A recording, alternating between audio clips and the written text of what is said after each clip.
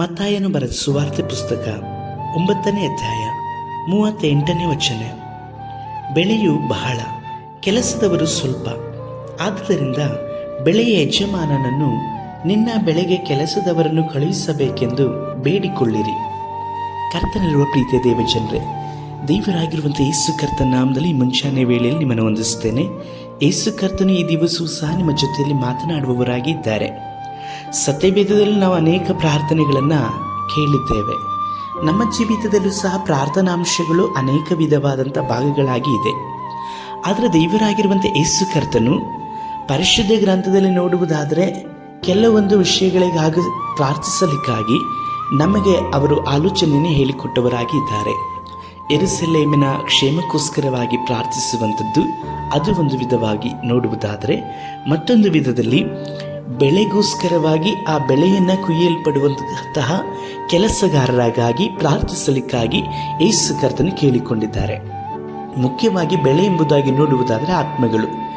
ಇಂದು ಲೋಕದಲ್ಲಿ ಯಾವುದೇ ಸುದ್ದಿ ಮಾಧ್ಯಮಗಳನ್ನು ನೋಡುವುದಾದರೆ ಅಪಘಾತಗಳಿಂದಾಗಿ ಮರಣ, ಬರಗಾಲದಿಂದಾಗಿ, ಭೂಕಂಪದಿಂದಾಗಿ, ಮಾತ್ರವಲ್ಲದೆ ಇಂದು ಕೆಲವು 15 ದಿವಸಗಳಿಂದಲೂ ಸಹ ನಡೆಯುತ್ತಿರುವಂಥ ಯುದ್ಧಗಳಿಂದಾಗಿ, 2-3 ವರ್ಷಗಳಿಂದಲೂ ಸಹ ನಡೀತಾ ಯುದ್ಧಗಳಿಂದಾಗಿ ಲೋಕದಾದ್ಯಂತ ಎಲ್ಲ ಕಡೆಯೂ ಸಹ ಮರಣಗಳು ದಿನೇ ದಿನೇ ಹೆಚ್ಚುತ್ತಲೇ ಇದೆ.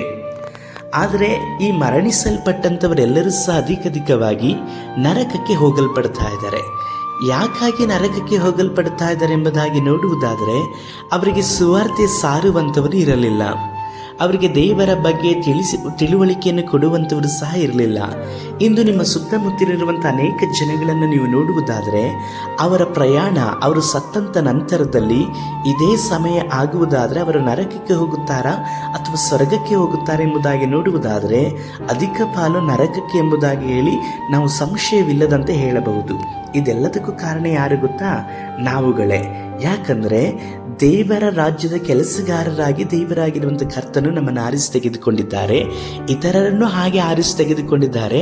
ಹಾಗಾಗಿ ನಶಿಸಿ ಹೋಗುತ್ತಿರುವಂಥ ಆತ್ಮಗಳಿಗೋಸ್ಕರವಾಗಿ ಅಂಥವರ ಸೇವೆಯನ್ನು ಮಾಡಲಿಕ್ಕಾಗಿ ನಾವು ಕರ್ತನ ಸಮ್ಮುಖದಲ್ಲಿ ಸೇವಕರಿಗಾಗಿ ಪ್ರಾರ್ಥಿಸುವಾಗ ದೇವರಾಗಿರುವಂಥ ಕರ್ತನು ಈ ಭೂಮಿಯಲ್ಲಿರುವಂಥ ಅನೇಕ ದೇವಜನಗಳನ್ನು ಸೇವಕರನ್ನಾಗಿ ರೂಪಿಸಲ್ಪಟ್ಟು ನಾಶವಾಗುತ್ತಿರುವಂಥ ಜನಗಳನ್ನು ರಕ್ಷಿಸಲಿಕ್ಕೆ ಅವರು ಬಯಸುವವರಾಗಿ ಇದ್ದಾರೆ. ಅದಕ್ಕಾಗಿ ದೇವರು ನಮ್ಮ ಪ್ರಾರ್ಥನೆಯನ್ನು ಅಪೇಕ್ಷಿಸುವವರಾಗಿದ್ದಾರೆ.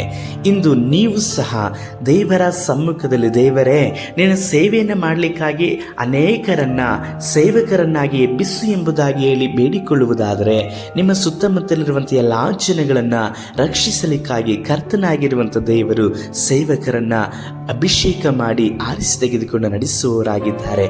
ನಿಮ್ಮ ಕೈಗಳೆಲ್ಲ ಆಗದೇ ಇರುವಂಥದ್ದನ್ನು ದೇವರು ಇತರರ ಕೈಗಳಲ್ಲೂ ಸಹ ಮಾಡಲಿಕ್ಕೆ ಶಕ್ತನು.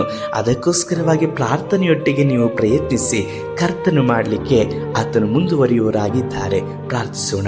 ಸರ್ವಶಕ್ತನಾದ ದೇವರೇ, ನಮ್ಮ ಸುತ್ತಮುತ್ತಲು ನಶಿಸಿ ಹೋಗುತ್ತಿರುವಂಥ ಆತ್ಮಗಳ ಸೇವೆಯನ್ನು ಮಾಡಲಿಕ್ಕಾಗಿ ನಮ್ಮೊಬ್ಬೊಬ್ಬರನ್ನು ಸಹ ನಿಮ್ಮ ಅಭಿಷೇಕದಿಂದ ತುಂಬಿಸಿ ನಡೆಸಿ, ಇತರರನ್ನು ಸಹ ಸೇವಕರನ್ನಾಗಿ ರೂಪಿಸಿ ನಡೆಸಿರಿ. ಎಲ್ಲ ಜನಗಳು ರಕ್ಷಣೆ ಹೊಂದುವ ಹಾಗೆ ಕೃಪೆ ಮಾಡ್ರಿ. ಯೇಸು ಕರ್ತನ ನಾಮದಲ್ಲಿ ತಂದೆಯೇ, ಆಮೇನ್.